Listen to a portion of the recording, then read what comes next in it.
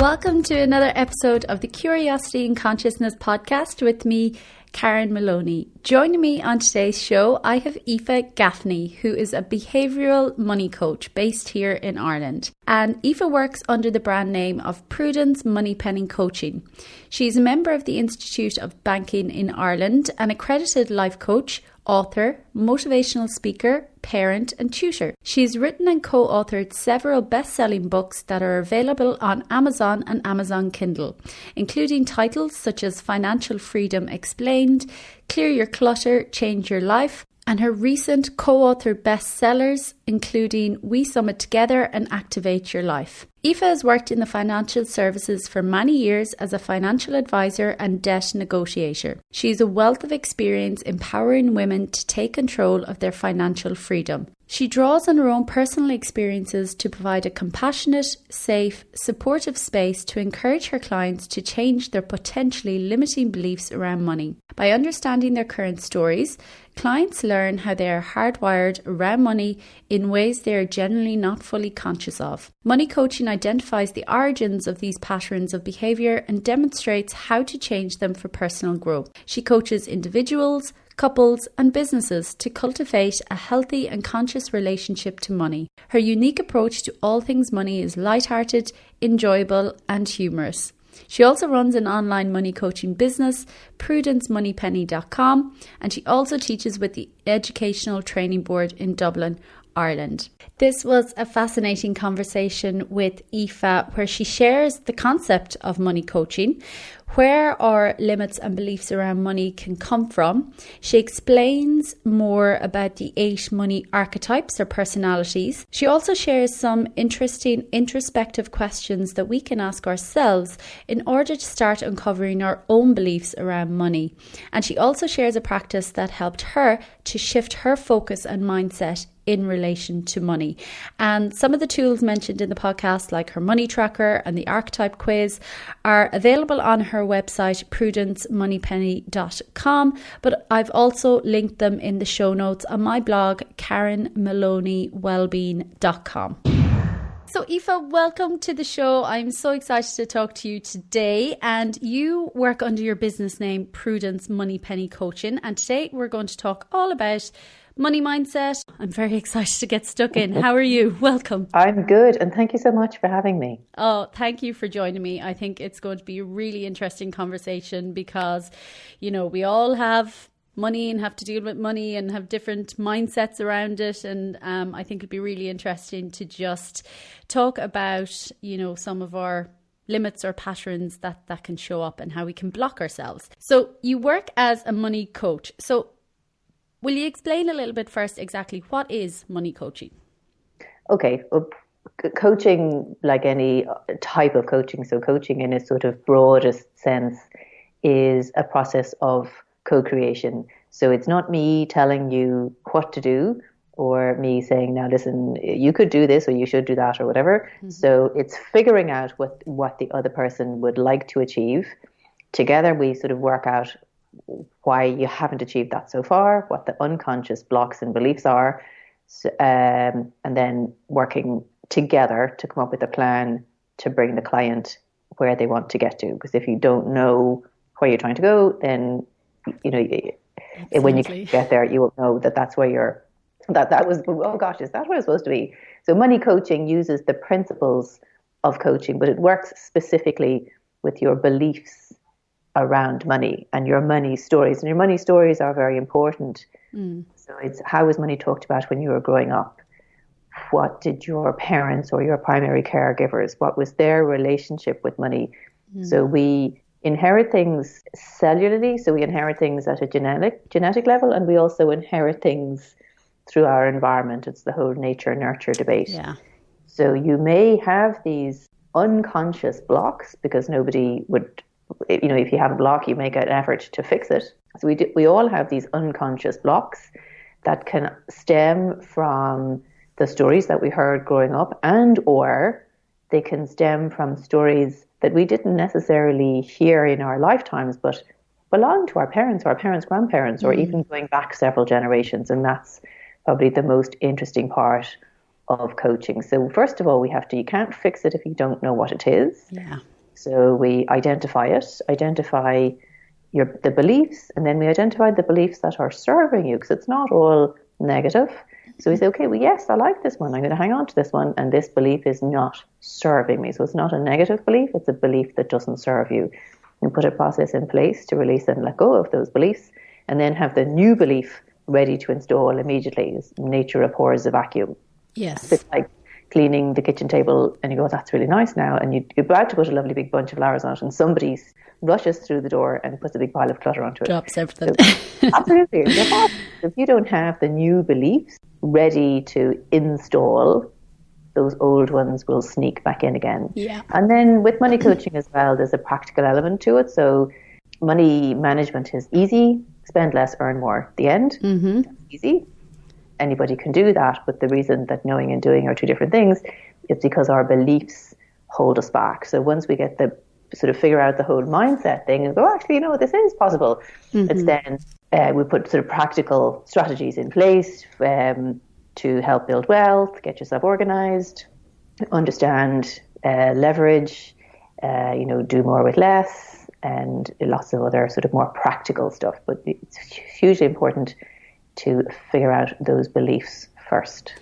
Fantastic. Yeah. Vital, like you say, to because like, you know, you mentioned as well, most of them are unconscious.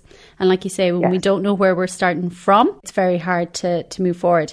So how then, you know, because obviously coaching, as you mentioned, is, you know, the kind of co-creation and helping people, you know, from where they are, kind of helping them explore that to where they want to go.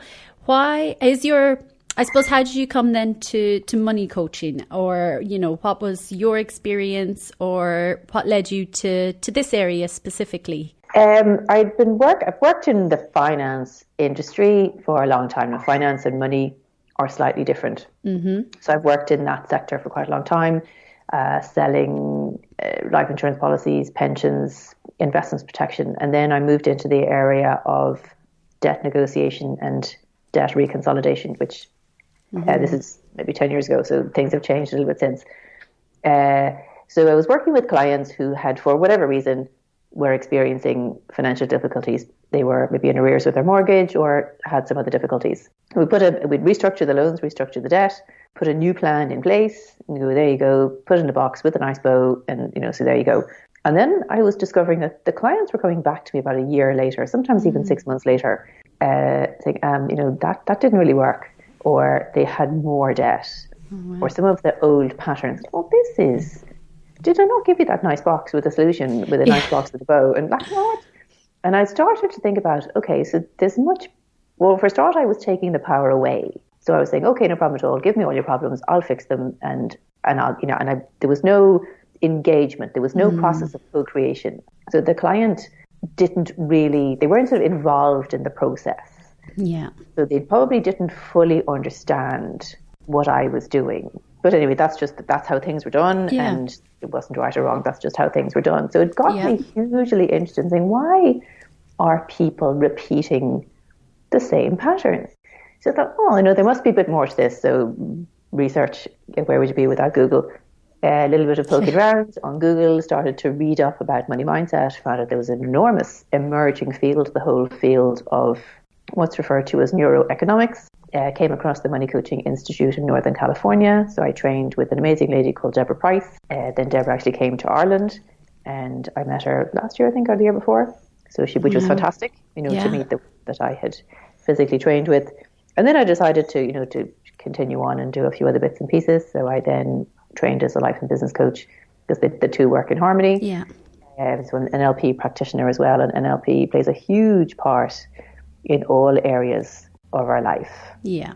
Fantastic. That's so interesting. And I always find it fascinating to find how people come to their, specialities, because like that's fascinating that you had that, I suppose, insight and everything as well, to notice that, or that awareness, to notice that, oh God, people were coming back. What's going on? There must be something bigger, a bigger block going on here, that it's not just, as you say, take the box all packaged up and run with it. But I also had my own, I was also not practicing what I was preaching. So I've had my own quite substantial challenges with money. So I've been in debt, quite substantially in debt twice, because it would appear that some people have to make the same mistake more than once to learn. Yes. And it was when I started to, I think when you start coaching, you coach yourself. Absolutely.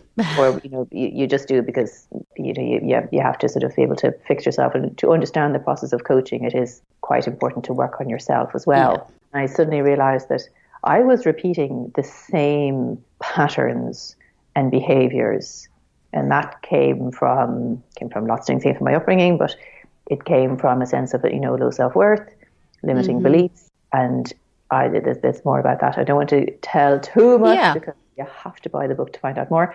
But it did. I have had my own difficulties, my own challenges with money, and I have been in debt, and quite substantially in debt. I was just repeating old patterns. And so now I'm very aware. It doesn't mean I don't still repeat those patterns, but I'm far more aware of them now. So if I feel that those voices are coming up again, I now know that it is just a voice, it is just a story, and I'm far better at tuning out the rubbish as such. Absolutely. And I think that is the beauty of coaching. And I know from the coaching course I did as well, if I never do anything with it for anyone else, it has been the biggest learning curve for myself. And like that as well, just to recognize and see all these patterns as well within myself and limits. And like you say, beliefs that I held that were so ingrained, but I was so blind to. But then once you see them, it's like everything kind of dissipates. And like you mentioned as well, it's not that they don't repeat, but the awareness is there. I can recognize them much quicker and do something about it. So that's phenomenal. So again, relating to money as well, and being able to recognize that in, that area as well is massive. Just before we go on another bit, you mentioned a book there. What book is that now? Shameless plug. Shameless plug. Go for it. Why not? So what? I've co-authored, one of my co-authored books has literally just been released.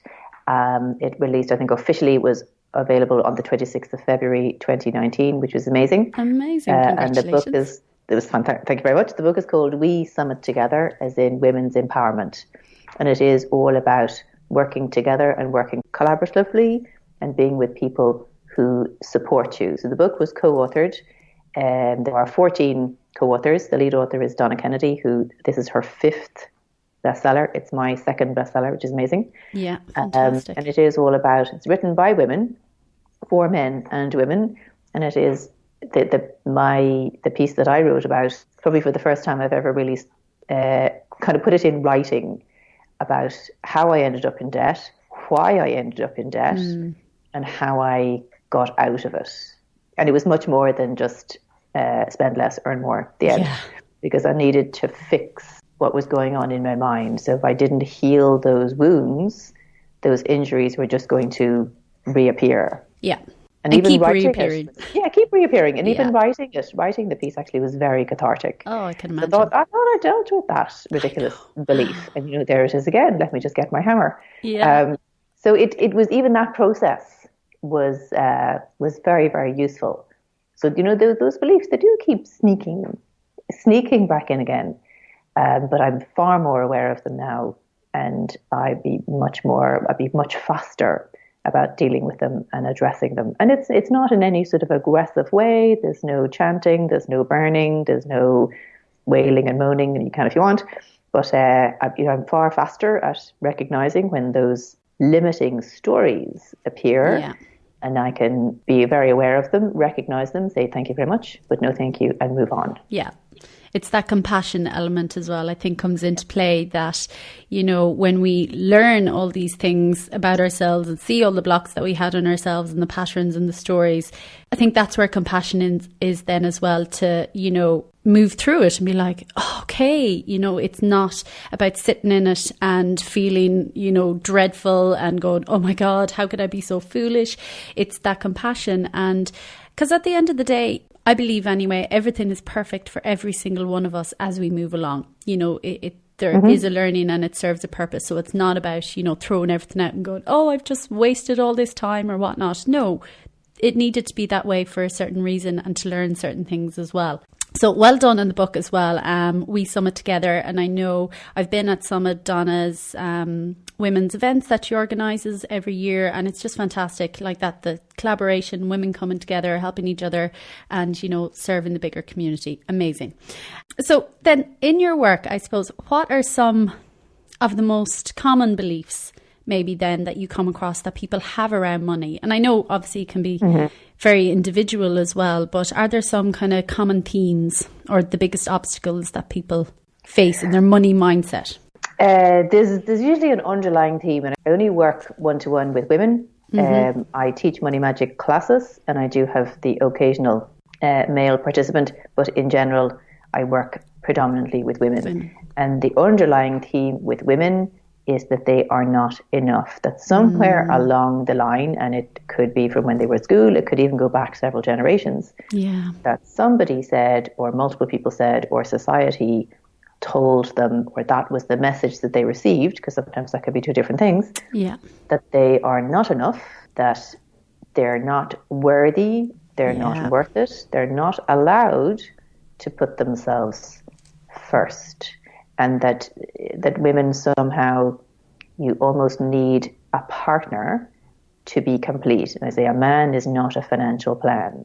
Women would be a witch, and that's the title of my chapter. So by being a witch, you are a woman in total control of herself. I love those names you're using. I love money magic, be a witch.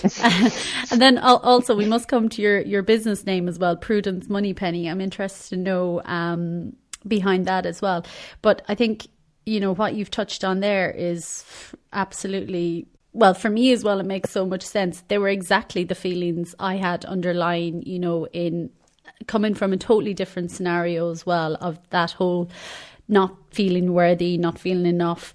So it's incredible. And at the end of the day as well, the two biggest fears in kind of the world, in through all the studies and patterns and research around limits, they often, when you strip them right back and get to the core, it's either the fear of not being enough or the fear of not being loved. Yes. It's amazing again how that's the underlying theme that you've come across, you know, through women as well in your work and around the money mindset. It's just phenomenal. But again, it's like it's a process as well. Even though we know these things and may know these are the two biggest fears, we often don't relate them to ourselves at times. And we're like, no, that's not it. You have to go through the journey and, like you say, the exploration and helping people to discover their beliefs. Well, I was convinced that it was just me, that I was the only person in the whole world that had these beliefs, that everybody else was perfect, and I really was the only person, that everybody else had this sort of secret password to life and I didn't have it, which is ridiculous. Yeah. But when you start exploring with other people, and other people actually feel the same, and you go, okay, well, why on earth, why are we not talking to each other? Why is there so much shame? And that's another part of money coaching, is the whole area of money and shame often go hand in hand. So if you have money, goodness gracious, you couldn't possibly show it, because if you did, you would be vulgar or flashy or ostentatious. Yeah. And if you don't have any money, well, goodness gracious, you couldn't possibly show that, because wouldn't it be dreadful if people thought that you weren't worth it, or that you weren't able to do something that you wanted to do, or you weren't able to keep up. Yeah. So that was very, very shameful as well. So money and shame often go hand in hand. And it's very important to stress that money coaching, well, any type of coaching, but money coaching is a very compassionate, very private, empathetic, impartial process. So there is zero judgment, because I've heard it all. But not only have I heard it all, but I probably, and I will challenge you, I probably have had more debt than anybody else that I've worked with. Yeah. And I love that then now. And that's part of the journey of life as well, you know, through your own experiences, then being able to give back and share and to help others in that situation. And I think that's where the most powerful, that's the difference between, I suppose, some coaches who may just decide to do this as a job just for the sake of it, or someone who really, you know, they've got the experience, they've lived through it and can actually have come out the other side and can see the different patterns, the limits, and then help others. How can we all, I suppose, start to maybe become aware of some of our limits around money, or patterns or beliefs? Even taking 10 minutes and writing down on a piece of paper, what do I believe about money? And ask yourself some questions. And there's a good quiz on the website, prudencemoneypenny.com/money quiz. And you can just ask yourself some questions. What do I feel about money? Sometimes it can be helpful actually to hold some money in your hand, or to look at it, or to look at something that represents money, and ask yourself, how was money talked about when I was growing up? How much money would I need in order for me to feel safe? And just asking yourself some sort of introspective questions. And there are no right or wrong answers. And just to sort of see what comes up. And to write, there's no judgment. Don't judge yourself. Try not to overthink it. Maybe take 10, 15 minutes and write, and free write. So it could be it doesn't even have to be words. It could be a doodle. There's different people. Some people are more visual. It could be a doodle. It could be a word. It could be a big long sentence. And then look at it and say, okay, is this serving me or is this holding me back? Where do I think this is coming from? And then the best bit is you say, what would I like to believe instead? Writing that down beside it or underneath it, and then taking a huge big marker or pen and joyfully crossing out the rubbish. Yeah. There is scientific evidence to show that when we put a line through something, we're kind of ticking it off the list. When you redact something, it is like, phew, done that, tick that off the list. And then reading your list of new beliefs immediately, and reading those regularly. So maybe record them into your phone. I use visual pop-ups on my phone to remind me to do things. I have Post-its on the inside of cupboards, on the visor of my car. So when I put the visor down, big pile of Post-its out of my head. Yeah, you sound like me. And just say I have to maybe record myself in my own voice, because your own voice is very powerful. So there's tons and tons of techniques that you can use to anchor in those new beliefs. I mean, that's money coaching. That's a whistle-stop tour of money coaching. Yeah. No, it's brilliant. And I love those introspective kind of questions, that you've given there as well. And like you say, it's about creating that space for yourself. And it all comes back to, I suppose, as well, a level of responsibility. Like we have to take that time and take the responsibility for ourselves to sit with ourselves and find out, well, what do I believe around money? And, how do I feel about money? So, yeah, I think that's vital.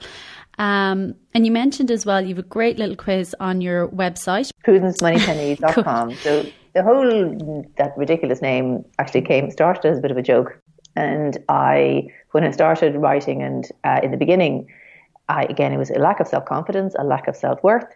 And I thought, okay, I'm going to write this book, because that was something I wanted to do since I was about 5. Yeah. I wanted to write a book. So I said, okay, I'm going to write a book, but what if it's awful? What if it's dreadful? What if people discover I'm an absolute fraud? So I wrote it under a pen name. So I created this persona, Prudence Moneypenny, and I suppose I'm becoming more like Prudence. So she at the time was everything that I wasn't. Her hair was never sticking out. She always had perfect makeup, and the cartoon that I used was based on a much younger, firmer image of me when I had more hair. And she was always very organised. She never shouted at her children. Her kitchen was always pristine. And Prudence came about because being prudent and being frugal are two different things. So being prudent is being very strategic. Being prudent is being clever. Whereas being frugal for me, it implies an element of sort of being cheap. Everything it doesn't have positive connotations for me. Where prudent is, I've got this. I know exactly what I'm doing, and I am going to leverage the living daylights out of this. Yeah. And then we decided, she needed a last name, and my son and I were probably watching a Bond film. And we said, oh, yes, that will be her last name. Brilliant. So Prudence Moneypenny came about, and then it turned into the brand that I then said, maybe, gosh, I do actually know what I'm talking about. And people are saying nice things about me. And yes, I am the money expert. Yeah. So it turned into a brand name. So it's Aoife Gaffney at Prudence Moneypenny Coaching. Yeah. I love it. I think it's a great name. I like that as well. Love the little story behind it. And again, thank you for sharing that, because I just having these conversations, again, it just we all have these ideas and stories in our heads of, oh, we're not good enough and I can't do this and I have to be this and I have to be that. And why is everyone else so perfect? But then actually, you know, we're all the same. And it's like, it's time to just start being and just start, you know, following our true selves and allowing that to shine in whatever form it is. So thank you for sharing that story as well. On your website as well, the quiz you mentioned, great little money archetype quiz. So can you explain a little bit about the archetypes? I think there are 8 different ones. There are 8 archetypes, yes. So the quiz is copyright to Deborah Price of the Money Coaching Institute. So she is the person who designed it. And the 8 money archetypes, they're like money personalities. So it's almost if you were to look at money as a person, or your relationship with money as a person, the archetypes and there's the fool, you know, so the fool tends to sort of be kind of happy-go-lucky, is always laughing and joking and smiling, and they don't take things too seriously. They might not take themselves too seriously, which, by the way, there's nothing wrong with that, because I don't take myself too seriously. Yeah. But they do have a bit of head in the sand attitude when it comes to money. And the victim and the martyr are quite similar, and they were the spaces that I stayed in for a very, very long time. And if you are a victim martyr, you'll have lots and lots and lots of friends. So, you know, the victim is, why does this always happen to me? Oh my goodness, you know, I'm always the person who gets overcharged for things, and I'm always the person who's taken advantage of. And the martyr is, and these are very common, martyr is a very common theme with women, is that, oh no, it's okay, I'll put myself last, you know, that's okay, you have the last whatever, and here, have this blanket, have this, have the clothes off my back, and that's fine, I'll have no food and I won't be warm. But you can't help the poor by being poor. You know, you can't give from an empty sack. You just can't. Yeah. So money coaching, first of all, we identify which particular type that you resonate most with. And people can move in and out of these types in 24 hours. You can go, oh, you know, and sometimes I'll even see it myself, you know, I think I'm doing a bit of victim. And I go, right, okay, it's up to me, because now I know it's up to me to shift myself out into something a bit more powerful, which would be maybe the magician or the warrior. So the warrior is absolutely not, I'm going to stand up for myself. I'm going to stand up. I'm going to speak up, and I'm going to speak the truth. And, you know, the magician has it going on. It's when everything, you're just connected. You're connected with source, whatever divine source it is that you believe in. Nothing is massively effortless. Nothing is too tedious. And you are working within your, as Gay Hendricks would call, in the zone of, in his book, The Big Leap. You're working in your zone of genius. An interesting little quiz, and it's free to take, and you can take it as many times as you want.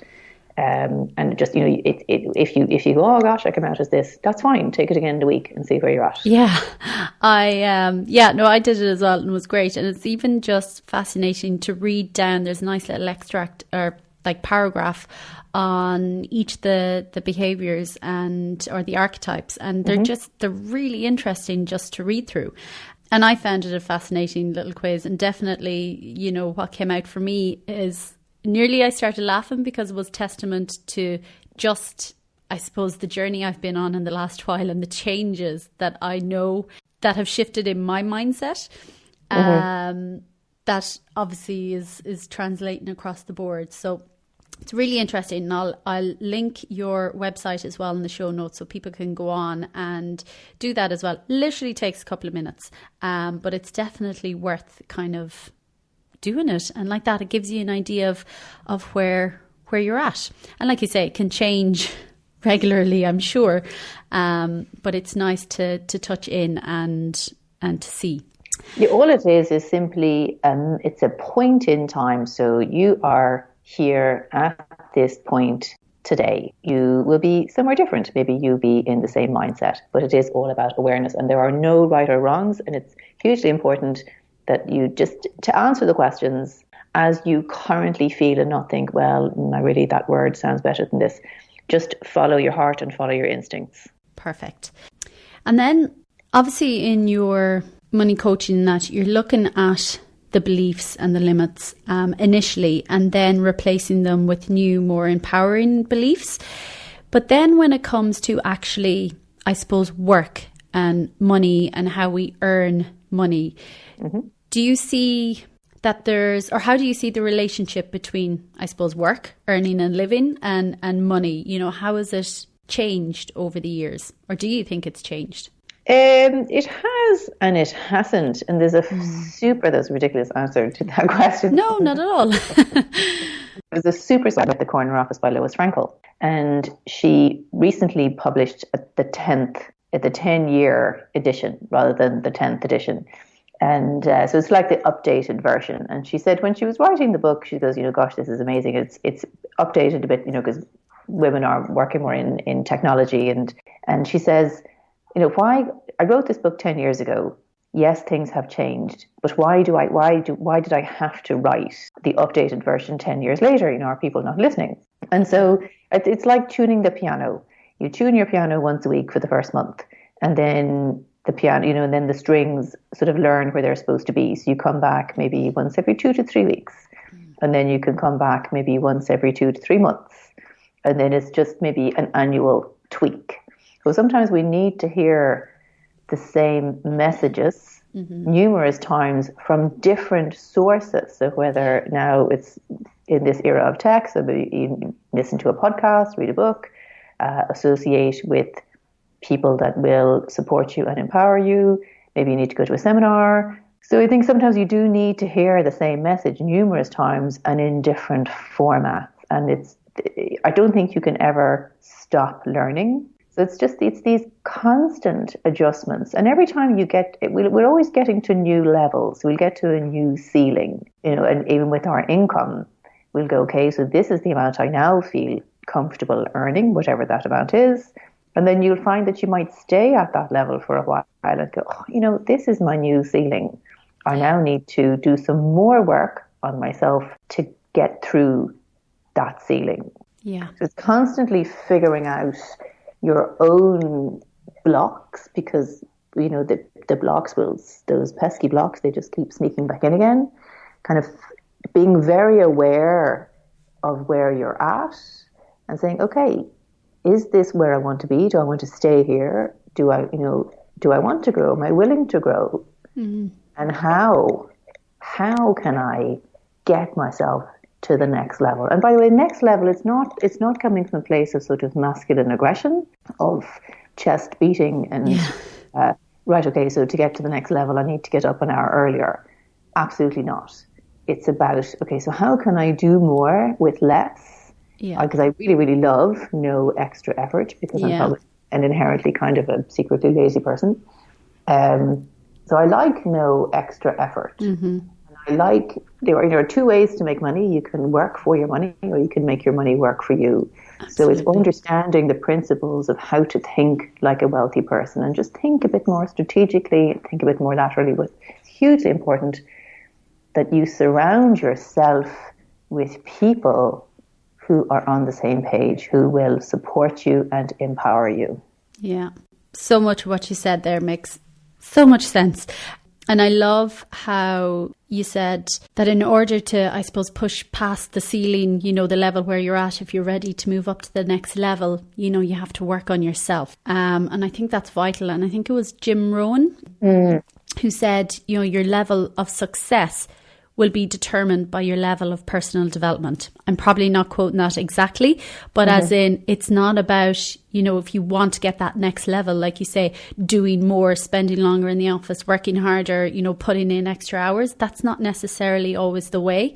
It's about working on ourselves, making shifts within ourselves to then maybe see a new perspective, or to do something else that may suit better at that. So, and then no extra effort, I think is great as well. And definitely, vital again for this time, because I just see, just more and more people are just burning the candle on both ends and working longer hours and more stressed out, trying to push. And often like that, it's about coming back to ourselves and doing that work on ourselves first. And then that can open up new opportunities. If you want to, if working hard makes you happy, then I'm not going to say, well, what are you doing? Yeah. And if working very long hours also makes you happy, or maybe it's a bit quieter than your home life, then absolutely fine. There are no rules. There's no right or wrong way to do things. But if the work that you're doing is not serving you, and I'm using work kind of loosely, if the work that you're doing is not serving you, if it doesn't sort of make you leap out of bed in the morning, and if it's taking time away from other people that you, or it's not fitting, it's not in alignment with your values, then maybe there is another way to do things. So in part of the coaching, we look at how you can work for money and how you can make your money work for you. We also look at developing multiple streams of passive. Yeah.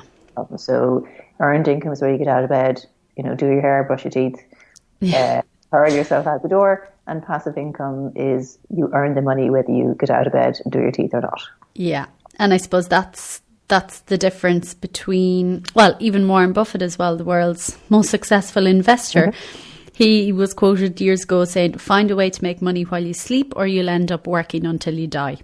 And he's talking about passive income streams. So talk to us a little bit about passive income streams, or having multiple income streams of passive income. And even it doesn't necessarily have to be passive to start out with, but certainly multiple streams of income. But Warren Buffett only invested in things he understood.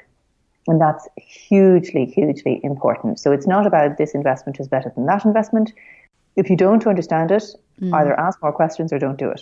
So passive income, and there's heaps of ways of earning passive income. So you could write a book. In fact, I think I might have. But all the proceeds of this book are actually going to the Christina Noble Foundation. Fantastic. Or you write a book. You could affiliate schemes is a super way of passive income. So you use a product or service and you love it so much that you recommend somebody, and if they purchase that product, you then benefit, as long as you're clear and upfront that it is an affiliate scheme. There's multi-level marketing. That's just a business model. You could purchase a property and rent it out. That's relatively passive income. You could invest in stocks and shares. You could invest in a managed fund. But again, if you're going to invest in something, just make sure you understand it. And there's a list of questions in the We Summit Together book about questions to ask yourself about if you're going to get into something. There's a whole big list of questions. It's not about right or wrong. It's just, do I fully understand it? And do I know when I want to get out and can I get out? Yeah, no, that's great. And thank you for explaining some more on the passive income, or the different multiple streams that a person could have. And I think definitely, it's like everything, diversifying, not putting all your eggs in one basket either at the end of the day, because I suppose work is changing and how we've worked. And even if you look at technology and robots, and at the end of the day, we don't really know what will happen. So I think it's always good to plan and prepare and have some other options and streams like that open, if it feels right for you. Absolutely. And it doesn't have to be this or this. Would you like beef or salmon? Oh, can I have them both? And often feel that we have to make a choice, that if I choose option A, then I have to compromise with option B. So you could have a job and a side hustle. And a side hustle is, I don't know, maybe you've written a book, you've written a song, you rent a property. So it can be this and this. Yeah. And having an additional income outside of your earned income can also help you decide if maybe being an entrepreneur is for you. So it can allow you sort of test the waters and say, actually, no, it isn't. I like trading my time for money. Or I can say, well, absolutely, yes, I absolutely love what I do. This is in alignment with my values, and I'm going to transition. So it doesn't have to. I'm not a huge fan of massive leaps of faith. I like small incremental changes. Yeah, but they make the most sense at the end of the day, like you say, because it is possible to try these other things as well around all the other bits that are happening in a person's life. But that's the whole gig economy, I think it's known as now as well, is on the up.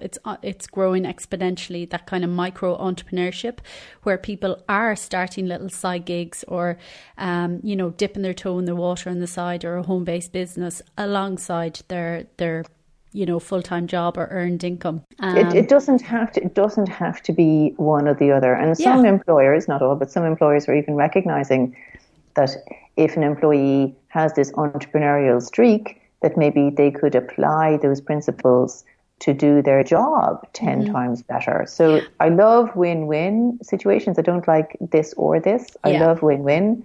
I think sometimes it's quite masculine energy to go, well, I'm just going to rip off the sticking plaster and I'm going to give up my job and going to start my own business. I mean, I'd be, I would probably have a heart attack. Yeah. So I quite like small incremental changes, but sometimes we are hurled into the unknown, maybe through redundancy or lots of other sort of situations sometimes where you are hurled into the unknown.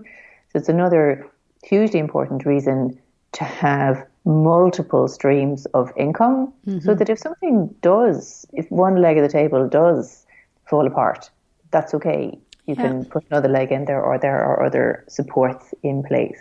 Yeah, absolutely. It's that kind of, I suppose, planning, prep, future planning, just like you say, to have those different legs in place that, you know, if something, because life does always throw curveballs. Like we have absolutely no idea what tomorrow will bring for any single one of us. Nope.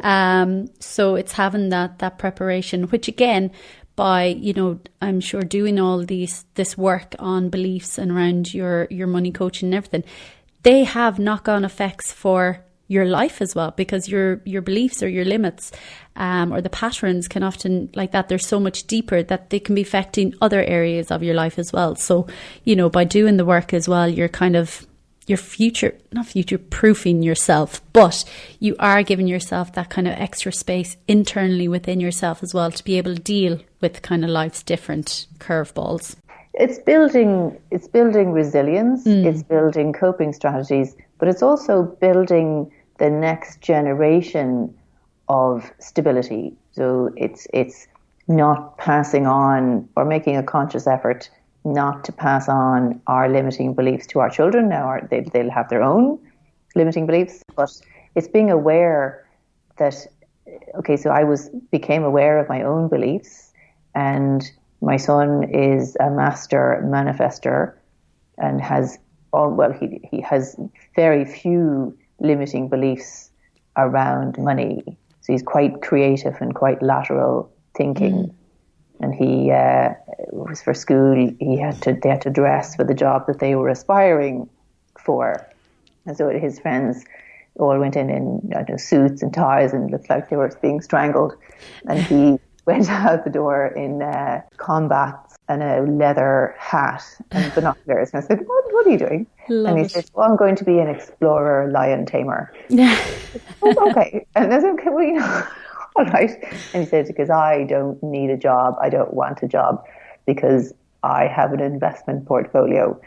And I said, okay, yes, he is truly my son. And yes, he does have a portfolio that I manage on his behalf. It's not currently at the level that I'd like it to be at. But I was so happy with him that he was following his own dreams. We haven't bought the lion yet, so we might maybe just stick with the exploring. But he is aware that money can come from multiple sources at the same time. Yeah, that's vital. And that's even something that, you know, Robert Kiyosaki in his book as well, Rich Dad, Poor Dad, talks a lot about how, for the most part, a lot of us are financially illiterate. And he's kind of talking about that aspect of it, as in, there are so many other avenues out there.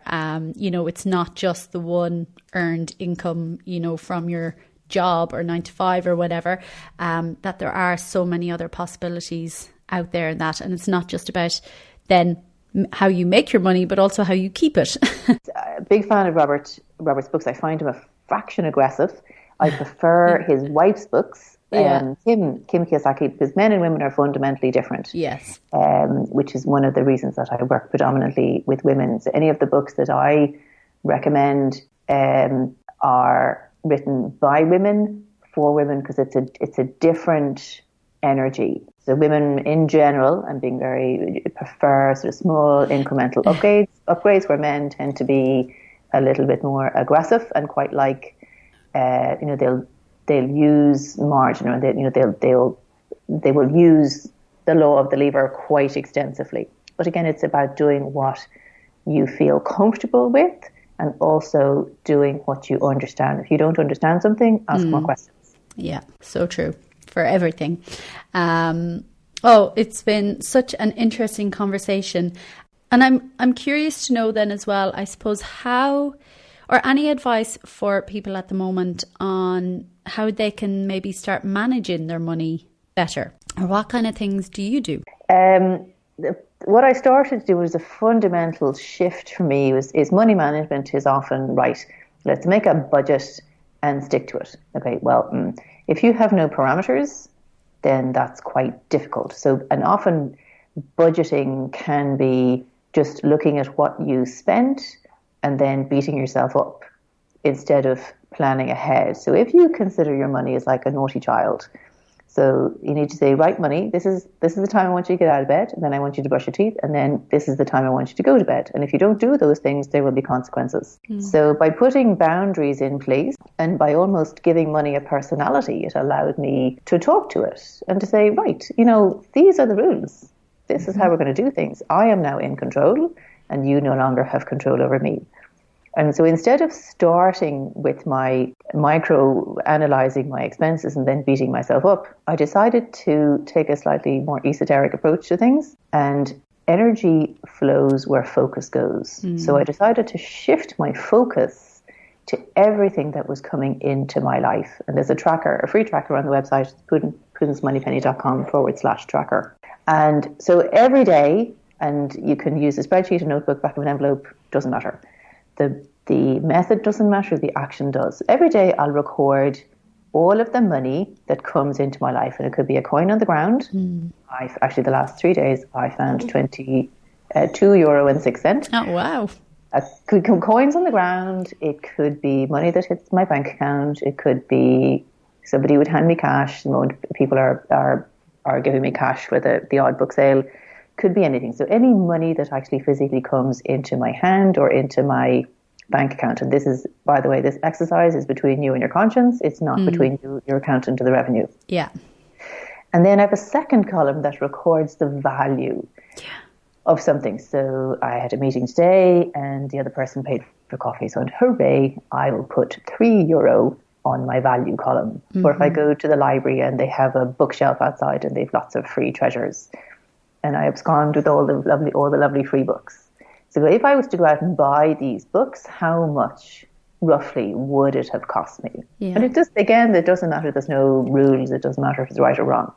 It's just about shifting your focus. Or let's say you get with your loyalty card, they'll like 10% off or free this or free that, or it doesn't matter, a free sample from the nice lady at the counter in Debenhams. Or it doesn't matter. So, if you were to go out and buy this thing, what would it have cost you approximately? And then I suddenly realised, gosh, there's far more abundance, and I'm using abundance quite loosely, flowing into my life than I ever even noticed. Yeah. And once I did that, it got me out of the whole poor little me, victim martyr mentality. I thought, actually, I'm doing pretty well. So then when I went to do and I don't use the word budget, when I went to do my personal financial plan and my wealth building plan, I wasn't coming from the place of frugality. Yeah. I was coming to it from a place of prudence and abundance. So instead of, and it is where most people start, they go, right, that's it now, beans on toast now for the end of the year. Yeah. And that's, okay, turn off the light, stop boiling the kettle. So shift your focus to everything that's coming in before you tackle what's going out. Powerful. Yeah. And if you tell your money where you want it to go first, it's far less likely to run off and do its own thing. Yeah. Powerful advice. And again, it's just, like you mentioned, focusing on the abundance as opposed to the lack. Yes. Always. Every time, focusing on the abundance instead of the lack. Because when we start tuning into that and that whole gratitude space as well, we realise just how fortunate we are and how much we do have. That often when we're so focused sometimes on the lack or what's missing or what we don't have, we just miss it completely and don't appreciate it. And again, like you mentioned, that's where then your energy is flowing, because attention goes where energy flows. So if you're focusing on the lack, that's where all your energy and kind of what you're emanating and radiating out is that energy of lack. Whereas then, like you say, by shifting your focus into all the value and what's coming in and all the little bits and pieces, they actually add up to incredible abundance. So that's really, really powerful. And then sometimes I play a game with myself. I go, right, I'll set myself a target and go, like, how much can I manifest? And by the to manifest just means to make real. Mm-hmm. So how much or what can I manifest for myself today? So I think I'm going to manifest coffee, or I'm going to manifest lunch or something, or a book, or it doesn't matter. And it is a game that I play with myself. And sometimes gratitude can come from a place of martyrdom. You know, here you go, have that slice of burnt toast. And you know what? You should be grateful for it. And that's not the type of gratitude that I'm talking about. It's gratitude from a place of how did I get to be so lucky? You know, how did I get to have so much abundance in my life? So asking your mind an inquiring question will automatically push your mind into Google mode. So it will do everything in its power to go and find the answer to that question. So if you phrase your question in a positive way, then it'll go out and go, oh, I better find ways now to prove to her that she does feel lucky, that she does feel wealthy, she does feel abundant. Yeah, it's fantastic. And that is, well, it's the law of kind of attraction as well. And when we show up and start playing, the universe is there to support us and to help us to manifest everything that we want. But again, like you say, what we want and what we desire and whatnot comes from knowing ourselves first and having those introspective questions at hand. In the law of attraction it is amazing, absolutely amazing. But however, at some point you have to do your own press-ups. So I can visualize having Michelle Obama arms until the cows come home. But until I actually do my own press-ups, lift that flipping cup, do show up, nothing is going to happen. So visualization is incredibly powerful. But at some point, you actually do have to take inspired action. Absolutely. So this is what I want to achieve. How am I going to get there? Is there something I can do today that can move me closer? Absolutely. Yeah. Nothing's just going to magically land. We have to show up and do the work and, again, take responsibility for ourselves. And I also like no extra effort. Yeah, and that's brilliant. The coaching, when we move kind of further through the coaching process, I am the queen of no extra effort. Fantastic. Yeah, I agree with that as well. It is just vital. And again, and it is possible, getting into that kind of flow, I suppose the path of least resistance and everything as well. It is possible to get there. I know for me personally, it took me a lot of work to get to that place. But then once you're there and, you have this awareness and kind of, are showing up for yourselves and have that level of responsibility, it is the no extra effort and it can be very fun and entertaining. It can. And especially if there are other family members as well. We can't change other people much as we might like to, but we can lead by example. Absolutely. Yeah. And everything does have a knock-on effect. So Aoife, the time is just flying away, and honestly it's been such an interesting conversation that I've thoroughly enjoyed, and thank you so much again for joining me today. And like that, Prudence MoneyPenny Coaching, and I'll link your website and your Facebook and all that in the show notes. Any parting words of advice? I know you've given a lot of information, but it's just stand up, speak and speak the truth. Yes. And so if something doesn't feel right, or you think, I don't really understand this, or I think that might have cost more than I thought it was supposed to cost, just say it. Absolutely. So say it. Exactly. What's the worst that's going to happen? Yeah, the worst that can happen is that the person goes, oh, right, terribly sorry, I made a mistake. Or they go, actually, no, this was correct because blah, blah. And you go, oh, right, okay, great, thanks very much. Yeah. There's no drama. The world doesn't end. Yeah. Particularly for women, stand up, speak up and speak the truth. Absolutely. And surround yourself with people who will support and empower you. Love it, love it, love it. Thank you so much. And I wish you every success on your journey and in your work and with your projects and your books and everything that you have going on for you. Thank you so much, Karen. It was great. Thanks for tuning in to another episode of the Curiosity and Consciousness podcast with me, Karen Maloney. Be sure to like, subscribe and share the podcast if you have enjoyed it, and also pop over to www.karenmaloneywellbeing.com and click podcasts for all the show notes and links.